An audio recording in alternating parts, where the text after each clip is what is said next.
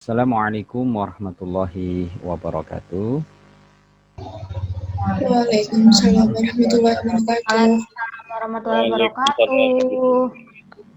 Baik, terima kasih teman-teman sekalian. Kita bisa bertemu kembali ya di dalam kesempatan ini. Tentu menjadi satu kebahagiaan bagi kita semua di dalam kesempatan ini untuk bertemu membahas tentang hal-hal yang penting untuk kita bahas seputar kenabian ya.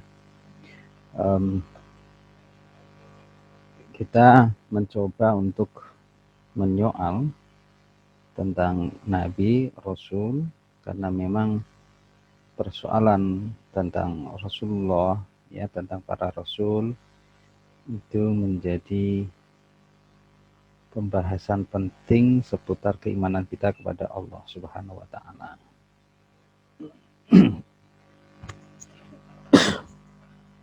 Ya. Oke. Ya, jadi kalau kemudian kita membincangkan ya nanti seputar kenabian, risalah ya, tentu juga tentang berbagai hal seputar keragaman sifat-sifat ya dari para rasul dan para anbiya. Kita berharap semakin mendapatkan hikmah, kekuatan ya, keyakinan kita terhadap Allah yang telah mengutus para rasulnya, tidak bahwa Allah itu langsung terlihat nampak ya, tetapi bahwa keberadaan Allah itu nyata dengan adanya risalah yang dibawa oleh para rasul, dan juga nyata karena kalam Allah itu juga nyata adanya. Nah, nanti tentang kalam Allah, tentang kitabullah, tentang suhuf ya, insya Allah di next meeting. Kita fokus pada kesempatan ini untuk membahas tentang ya para rasul ya, para nabi. Oke, nah, ini sambil saya admit teman-teman yang baru masuk. Oke, ya. Jadi kalau kemudian kita membahas ya tentang apa itu apa yang dimaksud dengan para rasul, maaf ini masih ada yang masuk.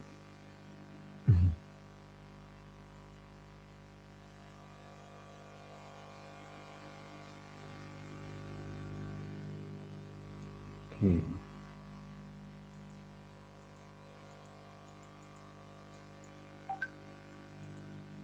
Ya. Jadi secara etimologi atau lughawi ya, nabi itu berasal dari kata naba'a yang memiliki makna berita yang penting ya, berita yang urgent untuk lalu disampaikan. Dengan demikian maka nabi itu adalah pribadi orang gitu yang membawa berita penting. Ya, berita penting dari Allah Subhanahu wa Ta'ala, sehingga Allah memberikan wahyu kepada seseorang yakni nabi untuk ya menyampaikan tabligh syai' itu sesuatu kalam Allah kepada para umatnya. Ini yang menjadi penting dalam kaitannya antara nabi ya dengan rasul, yang menjadi penting untuk kita ketahui kalau rasul itu menyampaikan kepada yang lain, sedangkan nabi tidak. Ini kan pengertian yang selama ini secara sederhana kita pahami. Jadi nabi berarti banyak, rasul itu sedikit, karena rasul itu memiliki satu bentuk amanah menyampaikan ya risalah tadi kepada umatnya, sedangkan nabi tidak ya, sehingga lebih terbatas ya. Rasul itu seorang yang diberikan syariat, dan rasul tidak ada bedanya dengan nabi ketika kemudian sebagai sesama yang kemudian dipilih oleh Allah ya. Tapi nabi itu adalah rasul dan rasul itu juga nabi, tetapi tadi kalau rasul itu memiliki tambahan amanah untuk menyampaikan kepada umat gitu ya. Jadi kalau kemudian kita bisa melihat konteks ini, maka teman sekalian, maka Muhammadun aba ahadim min rijalikum walakinna rasulullah wa khataman nabiyyin wa kana Allahu bikulli syai'in alima. Di Nabi Muhammad itu bukanlah bapak dari seorang laki-laki di antara kalian, tetapi apa? Dia adalah Rasulullah. Rasulullah yang apa? Yang menjadi penutup ya, yang menjadi penutup para nabi, dan Allah mengetahui segala sesuatu. Ini di surat Al-Ahzab ayat 40 ya.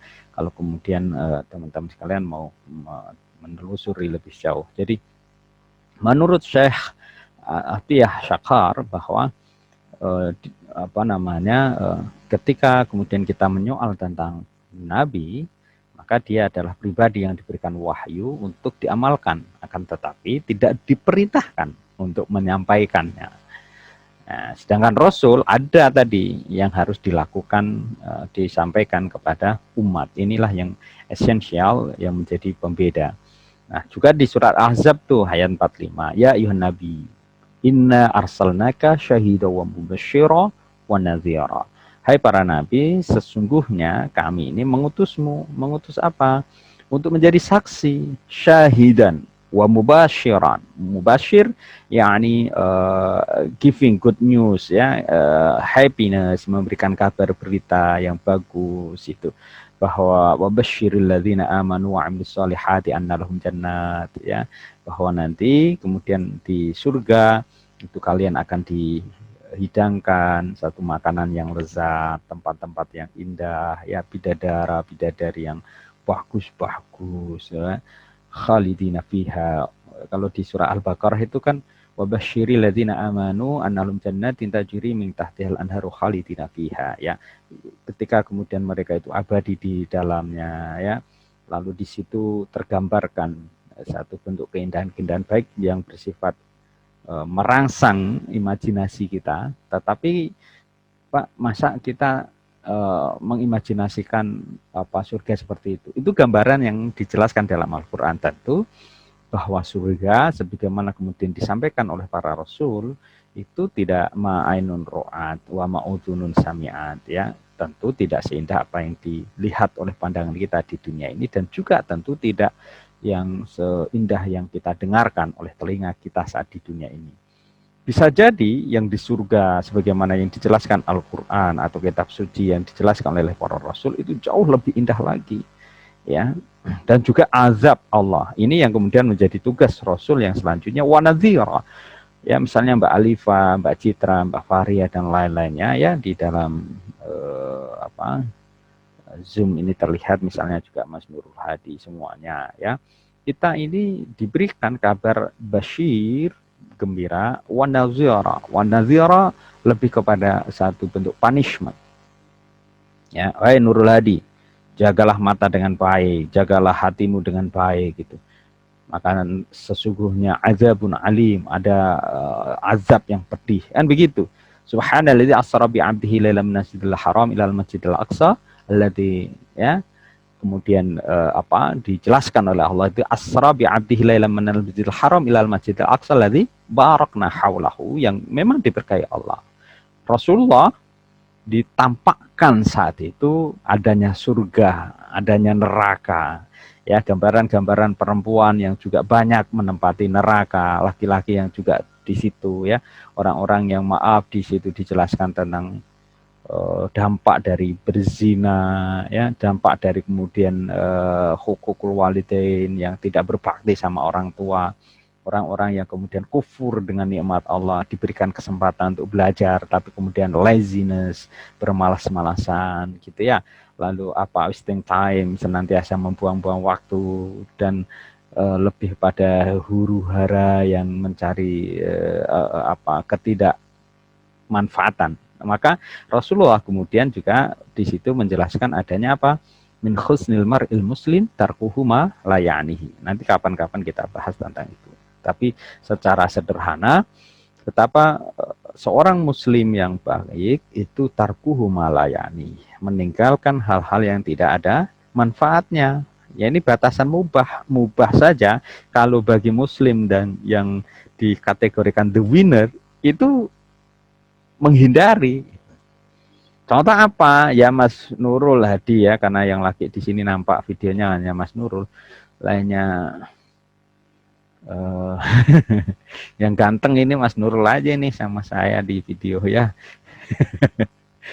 Yang lainnya ini ada mana ini namanya? Mas Torik, ini Mas Fakhrul Razi ya, Mas Isnan kayaknya masih ngopi-ngopi itu sambil minum kopi sambil makan gorengan kayaknya ya. Oke.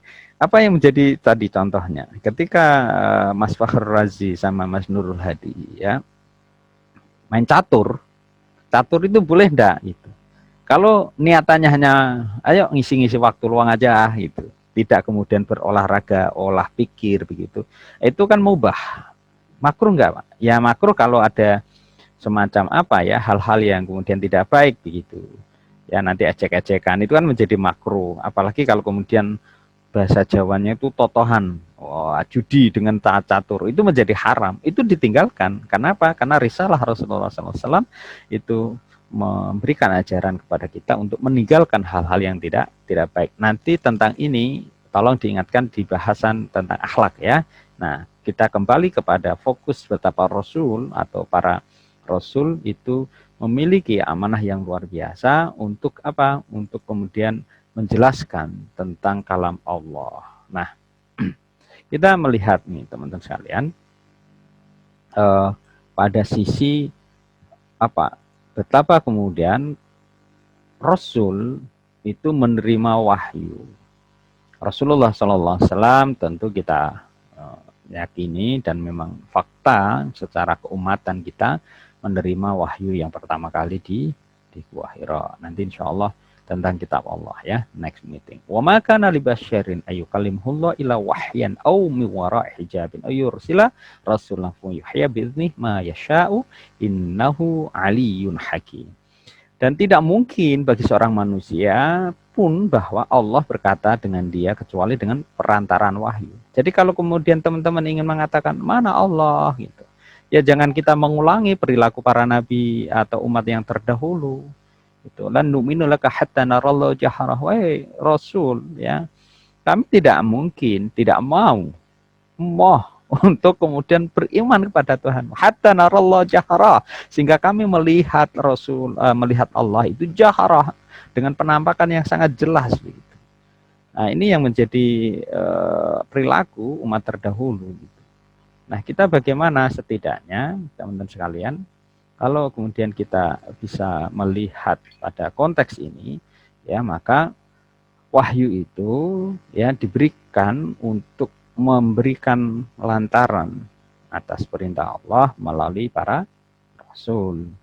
Nah, mengutuslah Allah yang melalui malaikat itu diwahyukan kepada para nabi dengan seizin Allah tentu, dan karena Allah itu apa?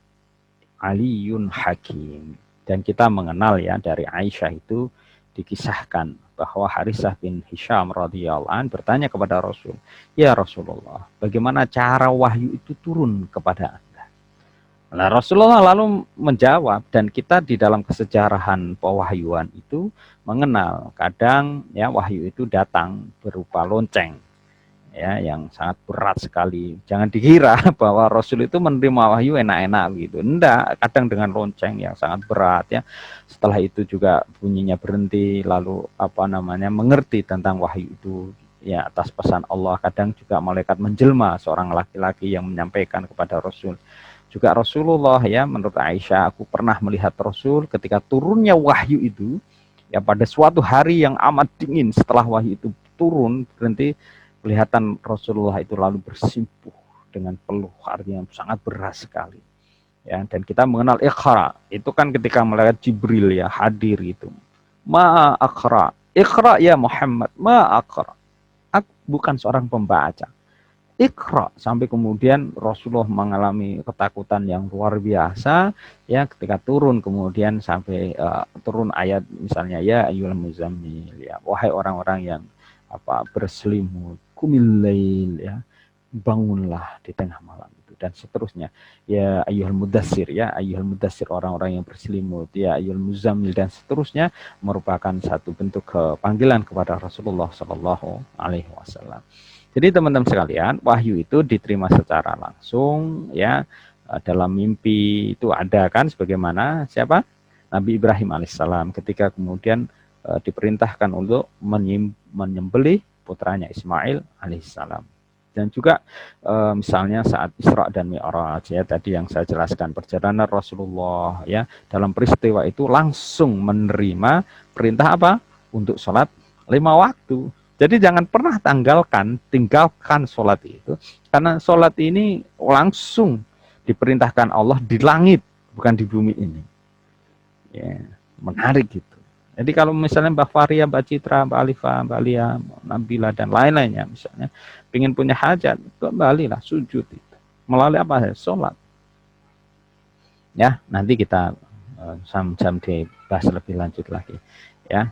Nah, apa yang menjadi penting kemudian dalam singgungan bahasan kita kali ini adalah betapa kemudian ketika kemudian Rasul itu diperintahkan untuk menyampaikan wahyu, maka Rasul itu memiliki, dan para nabi, ya, memiliki fungsi, memiliki amanah untuk apa?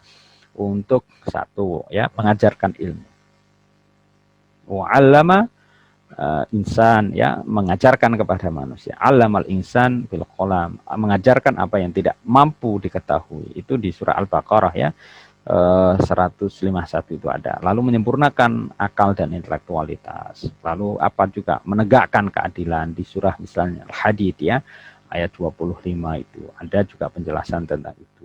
Supaya apa? Kita manusia berlaku adil. Nah, sekarang ini kan termasuk semalam saya lihat pembahasan di ILC, ya, Lions Club itu, ya, tentang COVID, ya, tebang pilih di dalam penegakan protokol kesehatan, karena terberitakan bahwa Gubernur Jakarta lalu selama 9,5 jam dipanggil, ya, untuk memberikan penjelasan, saksi dan lain sebagainya lah, ya, seputar pelanggaran-pelanggaran COVID. Nah, tentu pertanyaan kenapa gubernur yang lain tidak dipanggil. Nah, itu tentu salah satu fungsi, misalnya contoh di dalam ranah hukum itu, ya, seperti itu, tidak tebang pilih dan lain sebagainya misalnya gitu, ya. Atau kita kemudian sebagai pengajar juga tidak boleh memiliki kecenderungan, ya, secara tidak adil kepada satu siswa dengan siswa atau mahasiswa yang lain. Nah, disinilah kenapa kemudian para rasul itu diutus. Dan cerita yang panjang tentu tidak kita ceritakan di sini, ya. Misalnya tentang seorang yang mengadu, seorang perempuan, ini anak saya dan seterusnya, kan, yang diadukan kepada Nabi saat itu.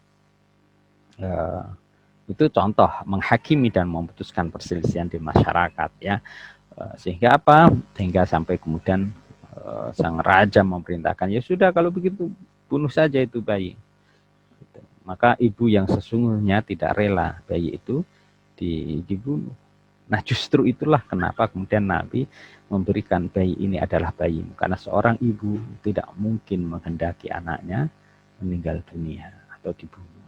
Nah, ini taraf keadilan yang luar biasa yang bisa kita lihat dari kesejarahan kisah para nabi, ya.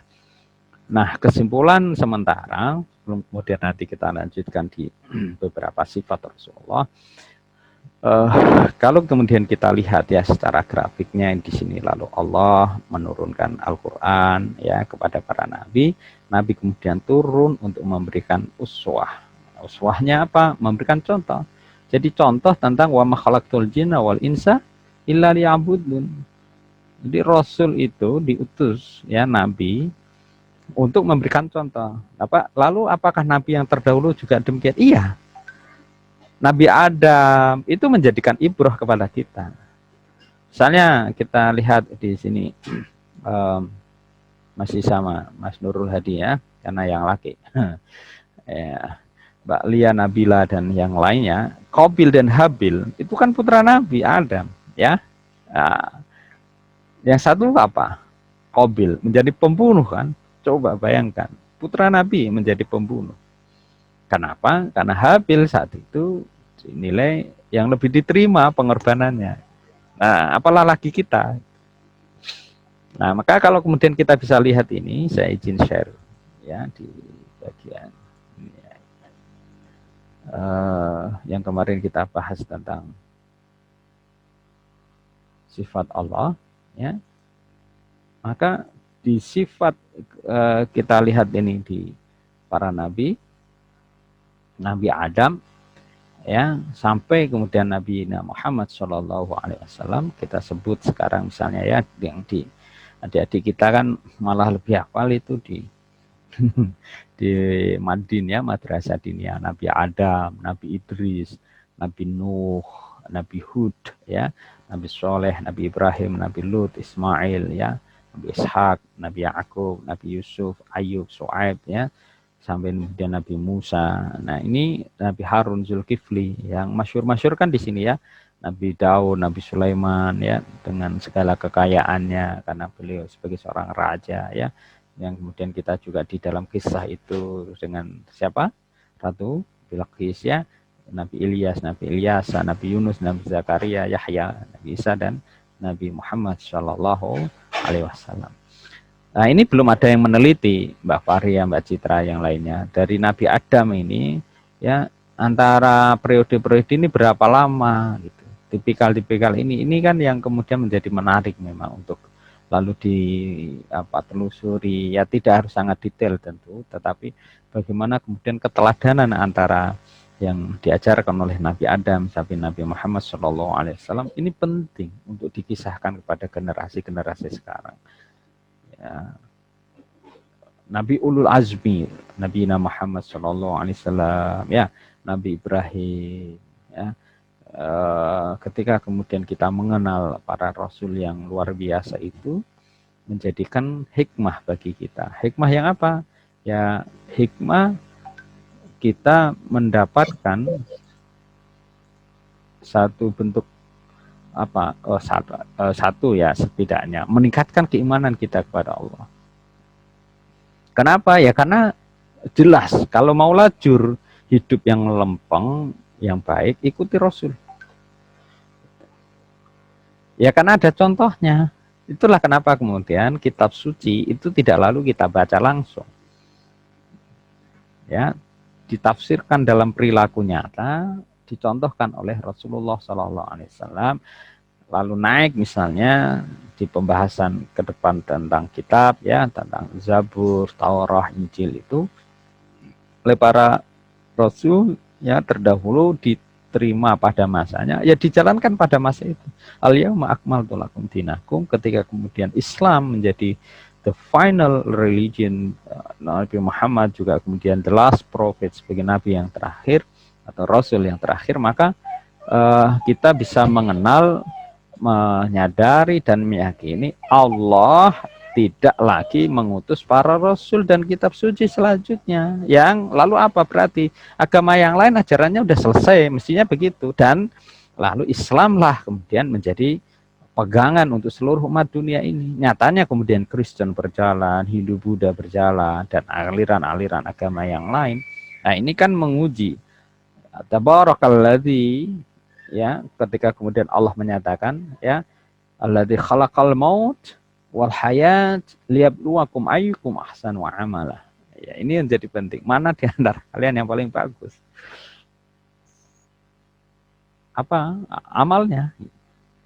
Ya terserah, misalnya teman-teman yang di sini ya, Mbak Puji, ya, Mbak Dinta, Mbak Sania, mana di antara teman-teman ini yang di dalam haya ini berbeda? Kita tes saja nanti.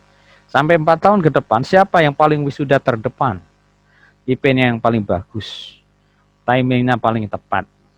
Ya, misalnya dari sisi akademik tuh, ya, dari berapa ini? 35. Ini ada Mbak Mira Andini baru masuk. Ya, jadi 36. Taruhlah 36 ini atau 37 di dalam kelas ini. Nanti kita lihat, ya, ayyukum ahsanu amal. Mana di antara para mahasiswa-mahasiswi ini, ya, prodi ini, kelas ini, ahsanu amala. Ahsanu amala indikatornya nanti di akhir. Timing kuliahnya pas, ya. Lalu apa? IPK-nya berapa? Itu kan indikator sederhananya. Dan lalu goresan prestasi selama perkuliahannya apa. 3 itu aja dulu gitu. Kalau yang informal lain, keberkahan yang lain nanti bisa terukur. Setelah kemudian lulus S1 Unisula, Fakultas Ilmu Bahasa Inggris, nanti akan dilihat Mbak Alifa, ya, Mbak Bulan, Mbak Fahria, Mbak Citra, dan misalnya Mbak Wahyu, lainnya juga Mbak Rifki misalnya, nanti dilihat tuh, temu alumni, 10 tahun lagi, masing-masing apa keberkahannya itu? 1, udah nempel di mana gitu. Itu nasib tuh. Nasib itu kita meminta kepada Allah dan kita yang mengusahakan. Ya. Kenapa demikian? Karena ikhtiar tiap hari antara Mbak Rifki sama Mbak Wahyu itu berbeda. Sehingga nanti akumulasi 4 tahun akan berbeda hasilnya. Antara Mbak Citra, Mbak Fahria itu berbeda. Setiap hari, every day, daily activity-nya berbeda. 10 tahun lagi misalnya dari unsur keberkahan. Mbak Citra nanti suaminya siapa, tinggal di mana, pekerjaannya apa, rumahnya kayak apa, kendaraannya kayak apa, ya karirnya kayak apa. Mbak Puji setelah 10 tahun nanti suaminya itu siapa, udah punya anak atau belum, pekerjaannya apa, gitu. Gaji per bulannya berapa, mertuanya kayak apa, lingkungannya tinggal di desa atau di perkotaan, dan seterusnya. Juga Mbak Sani, apakah kemudian 10 tahun ke depan masih di Indonesia ini, ataukah kemudian sudah ke Timur Leste, misalnya, atau misalnya di belahan negara yang paling dekat kan Timur Leste, kan? Atau penggalan dikit di Singapura kah, atau kemudian di mana yang kemudian ingin jadi apa ya, tinggal di sana, duta besar dan lain sebagainya. Wow, alam kita semuanya kemudian kita tidak tahu, ya, we never know. Nah, karena itu maka amal soleh ini yang kemudian menentukan antara satu apa namanya nasib seorang dengan yang lain begitu. Ada iklan ini di belakang saya. Ayo, bentar. Ya, sama Umi sana. Ya.